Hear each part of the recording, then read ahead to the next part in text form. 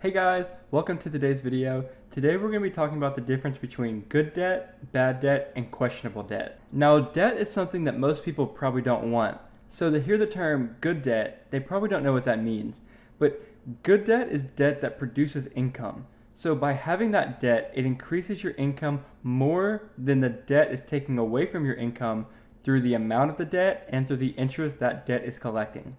Now, on the other end of this is bad debt. This is debt that may generate income, but it's probably not worth it, and you probably paid a good bit in opportunity cost because of it. Now, the other debt that I'm going to throw in here is questionable debt. This is debt that would be kind of in between good and bad debt, and I think by using this label, it helps explain the lesson a little bit better. So from here, I'm going to go through some examples of what may be good, questionable, or bad debt, and I'm going to tell you why I think so. So the first example we're going to get into is a very popular one with good debt, and that's a real estate investment.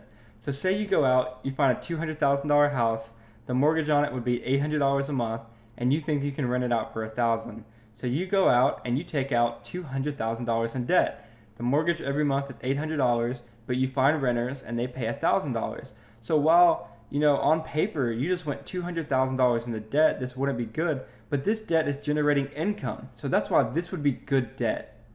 Now the next debt is student loans. So in this example, you go to like a moderate school that's not too expensive, but you still get a good education, and you have to take out $40,000 in student loans, but you know that that major from that school will generally get you a job in the range of $85,000 a year. This is really good debt. So while you're going into debt to get this education, overall that debt is going to pay for itself several times over. So this is another example that would be good debt.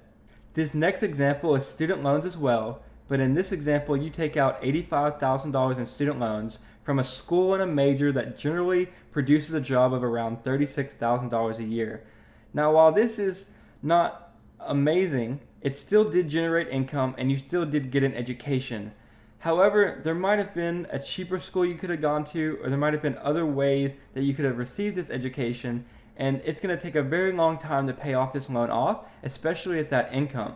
And student loans are going to accrue interest, so that's going to make it even longer before you pay it off. So while I won't categorize this as bad debt, I'm not going to categorize it as good debt either, because it wasn't a great return on your investment, spending $85,000 for a job that pays $36,000. So for this one, I'm going to label it questionable debt. Okay, so for this last example, let's say you do photography as a side hustle. This side hustle brings you in $700 a month. Well, one day you break your $1,000 camera and you can't fix it.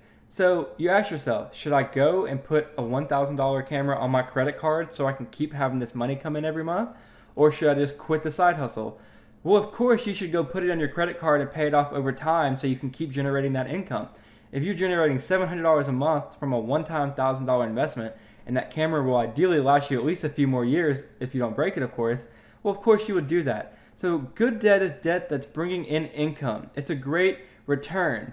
It's not debt that's barely bringing in any income or doesn't bring in any income at all. So it's okay to go into debt. You'll hear people talk about, especially real estate investors like Grant Cardone, and he'll come out and he'll say, oh, I'm so many millions of dollars in debt. I love debt. And they're not really in debt. Of course they are on paper, but this is debt that's generating their income. It's not debt that's just taking money away from them every single month.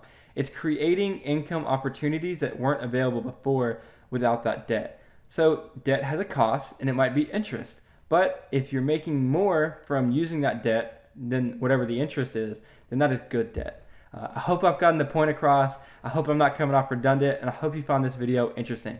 If you did, please like this video and subscribe to my channel. Thank you.